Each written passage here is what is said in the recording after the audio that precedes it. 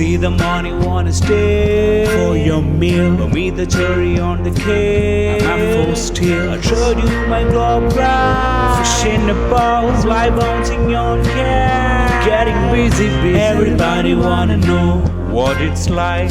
Everybody wanna see how it feels. Everybody wanna know what it's like. Everybody wanna see how it feels.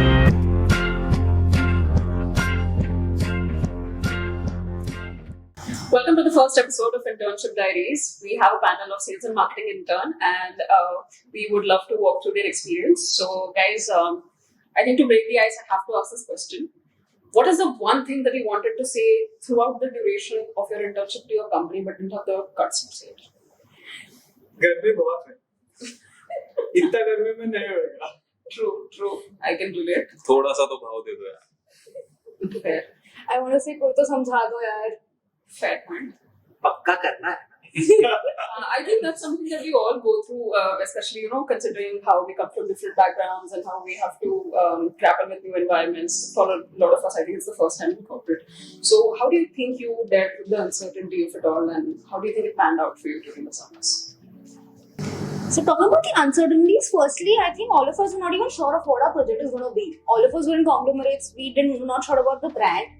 We were not sure about the sales होगा, marketing होगा, कहाँ भेज देंगे, हमें end date तक पता नहीं था कौन से गांव में भेज देंगे, किस इंसान से बात करना पड़ेगा, कौन सा language लगेगा. So it was a mix of everything. There was a lot of uncertainty in terms of what was expected, what is going to happen with us for the next 2 months, where it is going to happen, in which brand, which location, in which language, with which people. We were not even sure about anything till we didn't reach that place.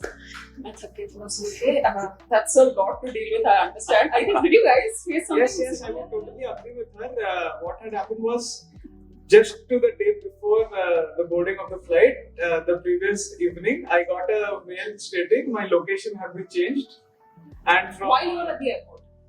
Just the evening before Okay. I was about to board the plane. So my location was in Bangalore, and it was suddenly changed to Coimbatore. So I have never been to Coimbatore or Tamil Nadu. I do not know that language. So it was a very surprising change for me. Mm-hmm. So when I got my location for my sales stint, I got Uttar Pradesh. And to frankly put it, even though I knew the state, it was very interesting because we were told that this is the target and this is your life. And that getting an understanding of this is how the sales culture is was very intense at first. But when I got deeper into it, I understood that sales is a beautiful thing, as is consumed by a lot of people. So I would just like to begin by saying that, guys, please keep your horizons open. So, Pranav, I think you would be happy if you were to convey to your returning company that you would like to make a career in sales. Contrary. I'm going to ask one more time. Are you okay with making a career in sales and never get into marketing? Honestly, yes. It actually makes I think Keshav has a lot to discuss. Contrary to his, imagined life of sales, but my experience was very terrible, I would say, to start with. Although after that I got comfortable, but for my location, first of all, I could not read the name properly. Then I understood that it's Kendrapada, somewhere in Odisha. At some point, initially I was held in Mumbai for a week, and then I Held was in Mumbai? Yeah. Like physically? Yeah. Okay. Yeah. So post that I moved to Kolkata. There I visited the markets for 3-4 days, but then I was shifted to that location where there was barely any place to stay.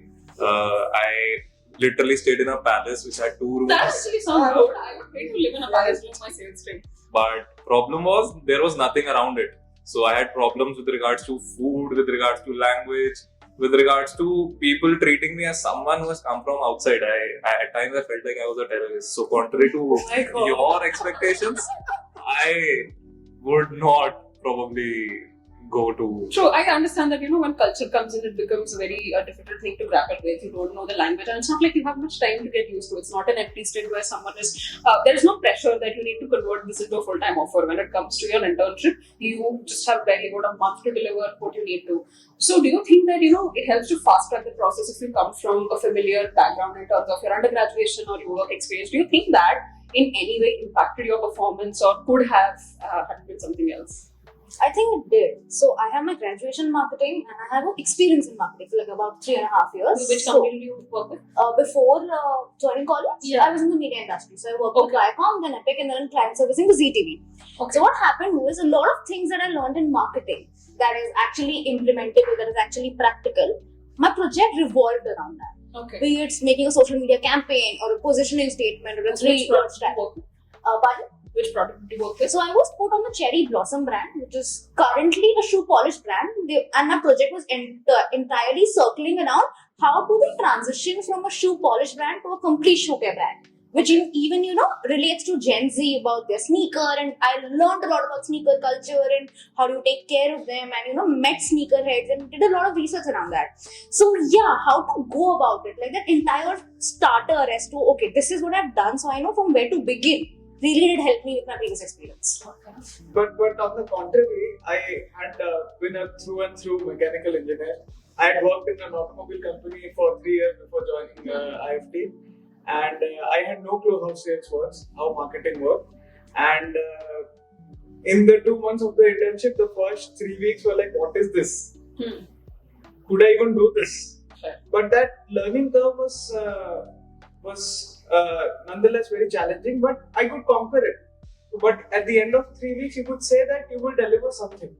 You are confident that you will not fail at least. So that comes with a lot of help and support. So that's. But this moment of self-doubt that you have, I think it stretches on for a long time, especially leading up to your mid-review, because you never know what business people will actually have to say. Maybe your mentors have had a different tack that upper management will not agree with. So how do you think it reflected, like in terms of your mid-review? What did you feel like post your mid-review? How did it impact your second leg of the journey? Maybe a little bit about that. So, in reality, my mid-review was like an end review for a first project. So, it was directly like, this is it, and your 1 month is this. So, I think the first month was slightly difficult because it was very headquarters based. You need to be there on. So, you dealt in marketing in the first month? Yeah, the first month was completely marketing, and it was very interesting because what do you think about in B schools that, yeah, I want to get into the marketing side of things, stuff like that, you do quite a train. But when you actually go into the thick of things, you start understanding that it's not really about what you think, but it's about what can happen.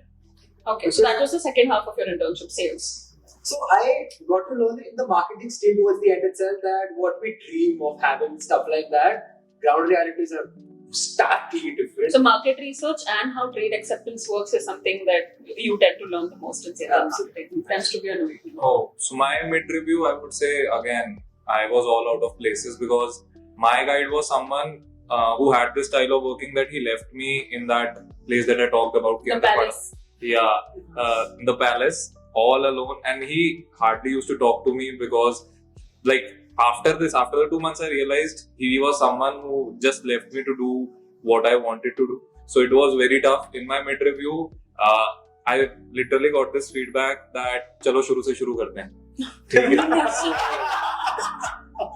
So I was already challenged due to location. It just turned more challenging because technically now I had to do a 2-month project in a 1-month duration. So it got challenging for me personally. But Keshav, I'm curious. Were you given transportation and travel support? Because in It's a Hyderabad, palace, I'm assuming it's a horse-drawn carriage. So 2 modes of transportation. First of all, I would explain, like, my project was basically talking to wholesalers, and it was basically related to the low unit packs of the company where we talk about rupees 5-10 dairy milk per 5-star. So I had to talk to wholesalers because Odisha as a place is like, for Mondelez, it is a place which is generating the lowest revenue in terms of absolute numbers and also relative numbers. So that is a place where they want to pick up their business. So they basically sent me at a place where talking to wholesalers, understanding their problems was something that was initial stage of my project, followed by carrying out a pilot. So for travel, basically, the place had markets, but the markets were dispersed like 50-60 kilometers away. So there were 2 modes. Either I had to go through sitting at the sales executive's back on a bike, traveling for 50-60 kilometers, and Odisha as a place in April is the hottest in the country, trust me. And the second one was even worse, wherein I had to basically, इसको बोलते हैं बस से लटक गया बाहर क्योंकि बस के अंदर तो जगह नहीं मिल रही थी बिल्कुल. So 50-60 किलोमीटर ओडिशा की गर्मी में, so it and 50-60 किलोमीटर आप travel करो, 3 wholesaler और वही market है बस उनकी. They call it a huge market if you get to talk to 3 wholesalers. And they were also someone who were not so welcoming or open to talk to me because they felt that I'm an outsider because I do not know their language. So these were some initial challenges that I faced. So I need to ask, did you pick up Odia on the way? No. This is I could not manage. You don't know what's happening. There's a reason because their Odia, I got to know from the sales executive only because he was also someone was not from Odisha, he was from Jamshedpur. So their Odia was the ancient Odia. So even the people who are from Odisha belonging to cities like Bhubaneswar, they could not even pick up what those people say because of their educational background, because the city was not as a whole developed. So it was very challenging. Like basic Odia, no language, no understanding, and that So was. what basically I pick up from your experience is that when it comes to urban and a rural market, you tend to have a vastly different experience. You tend to have a different experience even when you're on the ground in an urban city as compared to sitting in the headquarters. Initially, of course, it may seem amazing that you get to sit in those AC offices, but when you actually realize that the groundwork is where it happens, it becomes completely different. But I think you had an experience, and I'm doing a little bit of the e-commerce channel as well. So that is something that we don't, tap. It's not tangible for us. It's a very new channel to deal with. So how do you think your experience was? So actually, I had to develop new products. So when I had to develop new products, I also had to research about these products across channels. So I also had to do a general trade research, e-commerce research, and different media as to where are these products sold. And so general trade was different. Like how his was fragmented, mine was extremely concentrated. In 3 years, I could cover 60 stores and take insights from 60 stores. It was really taxing in the heat of Gurgaon, roaming on a bike with a random stranger. Every day my stranger is changing as to I'm roaming on a random bike and figuring out where is this product sold. So everybody knows Reckitt, but cherry blossom very few people use. So even to find and the irony here was, it's a shoe polish not available in shoe stores. Okay. So that was one challenge that I was looking at, that it's Dettol is available in general stores. The DBSRs are only taken to general stores. So I just one day gave up. I'm like, "Aap karo, main akele ja." So I left the DBSR. I went to all shoe stores to figure out what is the audience thinking about this. That was my general trade experience. About e-commerce, the entire push as to how does a product get listed, how the A/B testing happens, and all of these things came into perspective as to how every e-com platform is different. There are many things that go behind the scenes before listing a product, and how those things have to be worked out about the average sale price, or how hard bundling happens, or even a normal virtual bundling happens. These things give me a little different perspective of how these two channels are completely different. Makes sense. I think when it comes to the dissonance of your parent company and the product line that they're dealing in, it tends to become very difficult as someone who wants to develop sales strategy, because you cannot talk in jargon to your trades.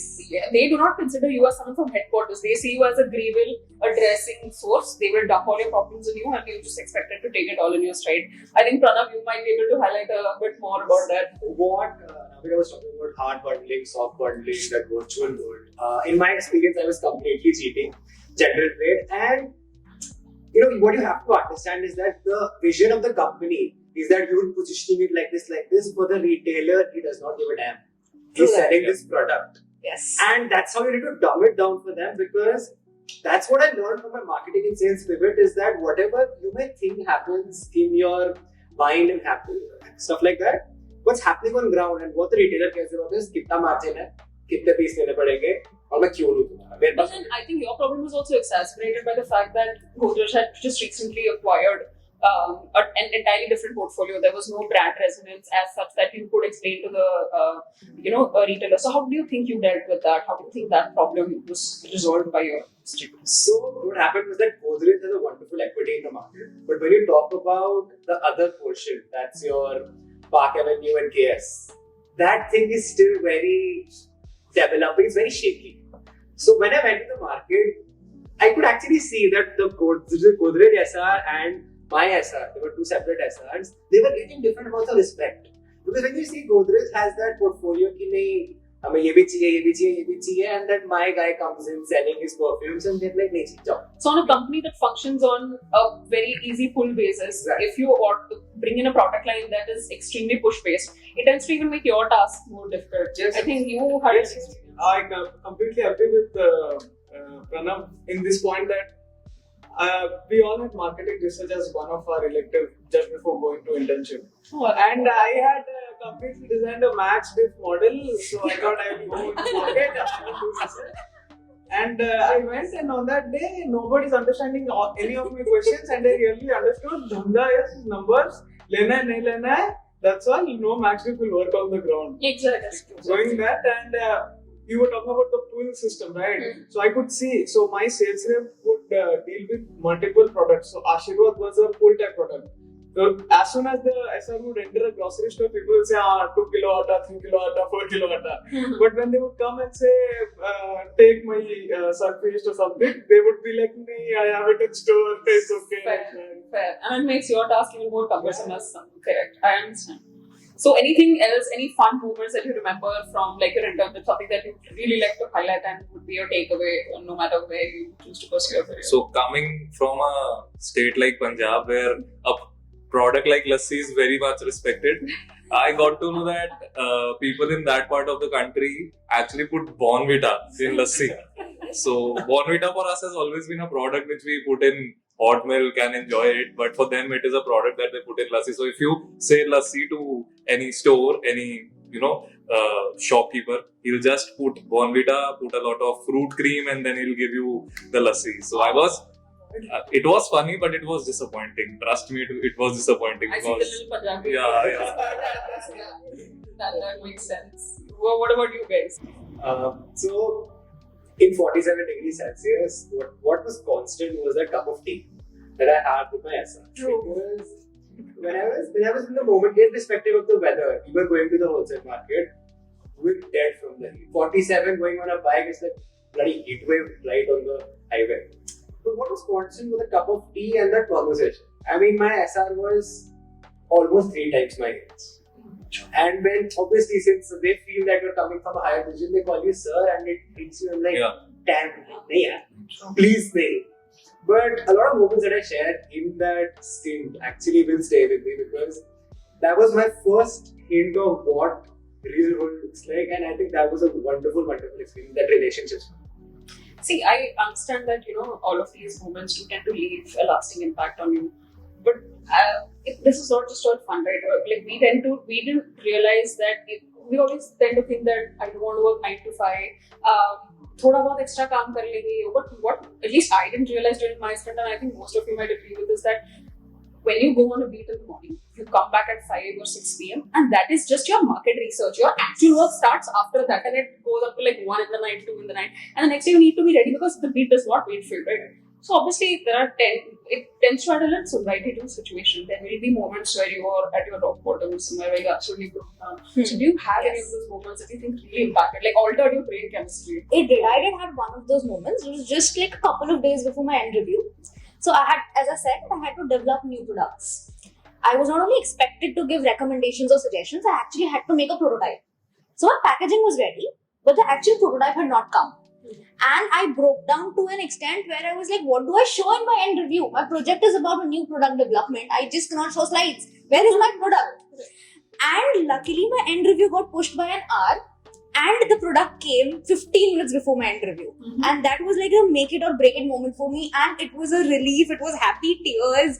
I literally messaged my manager. I finally have my product in my hand. I'm ready for my end review. And that was my moment where I got it. And actually adding on to the challenges in that thing, you'll go on a regular beat, right? On most of the days you'll expect a normal bite. So one small anecdote which happened with me was one day I was supposed to go on a beat to the rural part of the town, and the sales rep had a moped which did not have a rear seat. Oh my god.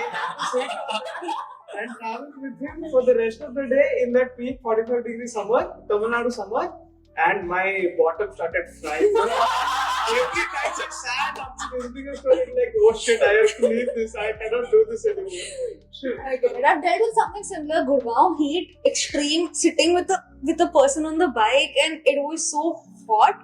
One thing that actually stayed with me, I would like to highlight is after spending the entire day with one sales rep, he just blessed me saying that "आप बहुत अच्छे हो, आपका ना सब सपना पूरा हो जाएगा," and that stayed with me. And I think that was something that will always stay with me. That the connection I built with him over just a few hours was just something much beyond than the connections I would have built across those 2 months in my office, sitting in my office. I think one thing that stuck with me was that we feel that problems are complicated, but in my sales stint, I realized that the problem is very simple. Because in my market, they want to sell perfumes. A concept like that did not exist with them. They were very like, nahi chahiye, nahi bikta. They did not want to try. So my pilot was actually, it was one of the most simplest things ever, but I could see results. Very simple. I could see multiple results. I was like, आप tension मत लो, मैं product दे के जा रहा हूँ आपको, ये नहीं निकलता तो मैं लेके जाऊंगा. But I gave them a sampler, I gave them products, and in the next beat itself, it became an automatic channel. So I think what we need to realize is that in sales, sometimes it is the simplest of things that can make and break your market. And I think this helped crack this new bit a lot. Well, I mean, if you have a plan, I think at least as an MBA, what I've learned is no matter what the complexity, you need to have a God complex to pull it off. You need to be able to convince the other person that this is going to work, and only then is it accepted. So yeah, I think the belief that you have in your product has to start with yourself. That's what we realized. I think we all spent the first week doubting ourselves, and that's what took us to the mid-review. You get trashed and you realize I have nothing to lose. Then the next 2 weeks are when you actually end up doing the most amount of work. But what about you, Keshav? What do you think? So, adding on to his point, for me, I also carried out a pilot in the end wherein I used bundling as a concept to push the products which were not apart from dairy milk products like Perk and 5-star are something that needs to be pushed in the market, because product like Munch was doing very well, but our product Perk was not doing so well. So it had to be pushed. So I along with my manager build a bundling concept for the market wherein it involved certain products which the wholesaler would buy happily and certain products which were to be pushed. So during the pilot, I realized that it's also about saturation. People in the market are struggling so much. Like talking about my own sales executive, I could see that he's trying, but there comes a saturation point in the market that यार लोगों को chocolate नहीं खाना है, बस हो गया है उनका. इतनी गर्मी में chocolate barely even with the use of refrigerator is not holding its shape. And how do you expect it to sell in huge numbers? How do you expect a growth of say 100% year on year? That's not possible. So sometimes companies, I feel, need to realize that the targets, it's good to be ambitious, but it needs to be a bit realistic in my point. And we all come from that cushioned aspect where you have the luxury of showing your soft skills and being taken seriously, and you just realize how unfair it all is. No matter how practical it is, sales is also extremely unfair because you're justified by your numbers. They don't care who you are as a person. They don't care about your metal.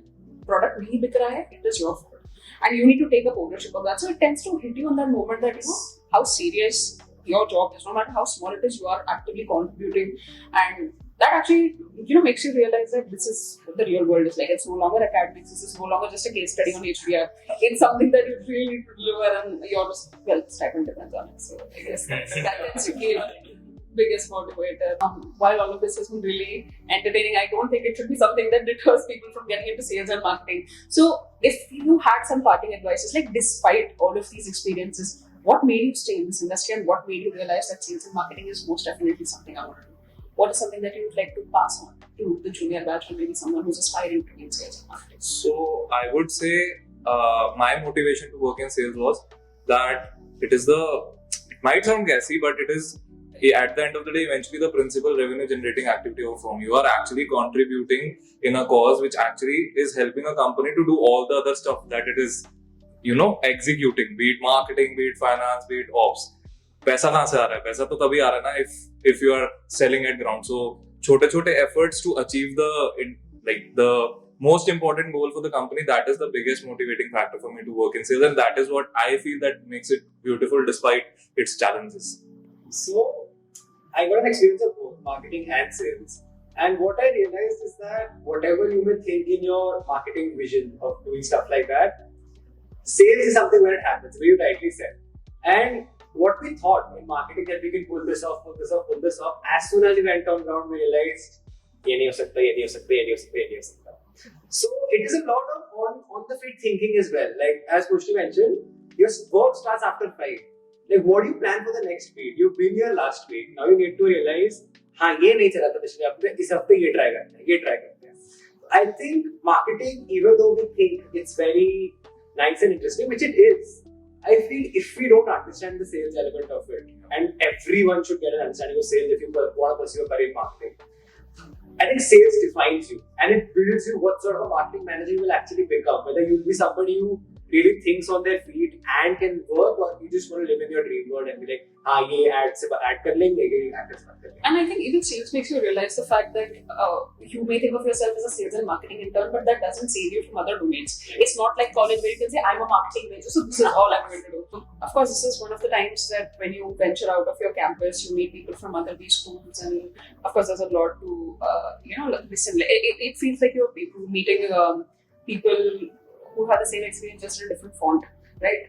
So, how do you think you got along with the other interns from different B schools in your experience, or how was your overall socializing when it comes to networking, or as MBAs would call it? कोई था ही नहीं, so मेरा ये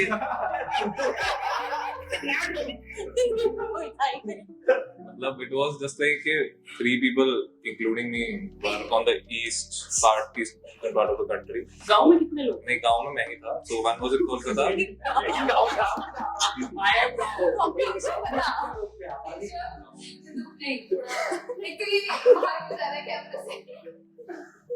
गांव में 50,000 that too. बस 50,000 70,000. So the migrating population to गांव. उस भाई गांव ऐसा it was a district पर उसमें छोटे गांव उस टाइप का सीन था भाई. So in Godrej, we had one marketing project and we had 15 interns. We were divided into groups so that technically we're doing the same thing, but we're doing it in 3 separate entities.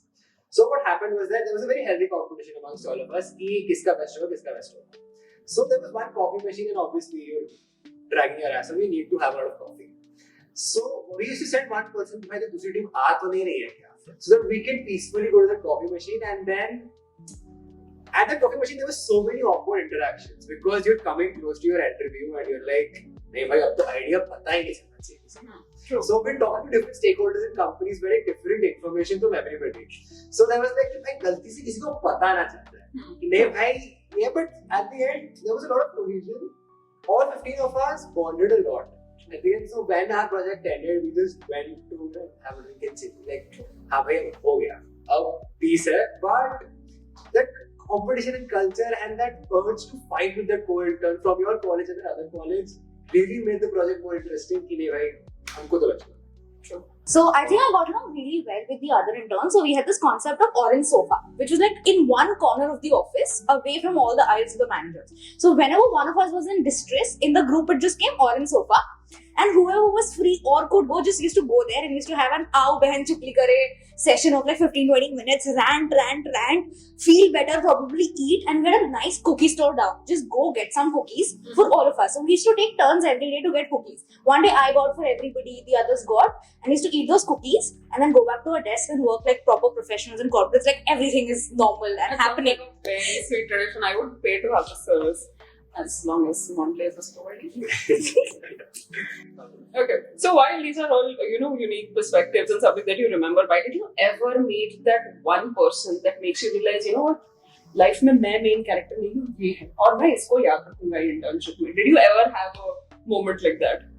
So there was this one sales representative who was also sort of like a team lead for some group of brands. So during the day of deployment, he was there with me. He could not understand my language, I could not understand the one. And we were conversating with each other in head nods. And all he would do is yes, and all I would do is infinity. I don't say yes or no. And we would be, at the end of the day, we got the job done. So I understood that even without having the communication channels, we can get things done. That I got to learn from that person. I don't think Keshav would like to agree. Not at all. Yeah. So, in my case, I would say every other person I met, I felt the same because that's the conversation I had. They actually told me all their problems And when I told them their problems, they're like, "ठीक है, कल आना." So again, I could not understand anything, but slowly and gradually, I would say it got better because I visited them regularly. I visited each shop at least 5 times. So slowly and steadily, I got to know them, and yeah, something or the other actually popped out of our conversations. Finally, I would say towards the end. So during my sales stint, I realized that each and every wholesaler thinks कि मैं ही है यहाँ पे. Their understanding is that they know everything, and if somebody senior is coming, it's पागल बनाना. So what happened was that I went to this one character, beautiful guy. He knows his perfumes. So I was trying to sell perfumes कि नहीं आप try तो करो, 12 घंटे चलेगा, 24 घंटे चलेगा, आप लो तो सही. What he did was he called his son. तुम इधर आओ. तुमने जो परफ्यूम दुबई से मंगवाया इधर लेके आओ और भैया को सुनो. And I was like, मेरा विक्रोनी में पता है. When this perfume, I like it. मैं तो क्या है, क्यों तेल बेच रहा है मेरे को? And then I told नहीं sir, एकदम आप तो I had to soothe his ego. I had to sell it to him. Did he buy it though? He did. He must have asked आपका कितने घंटे टिकता है.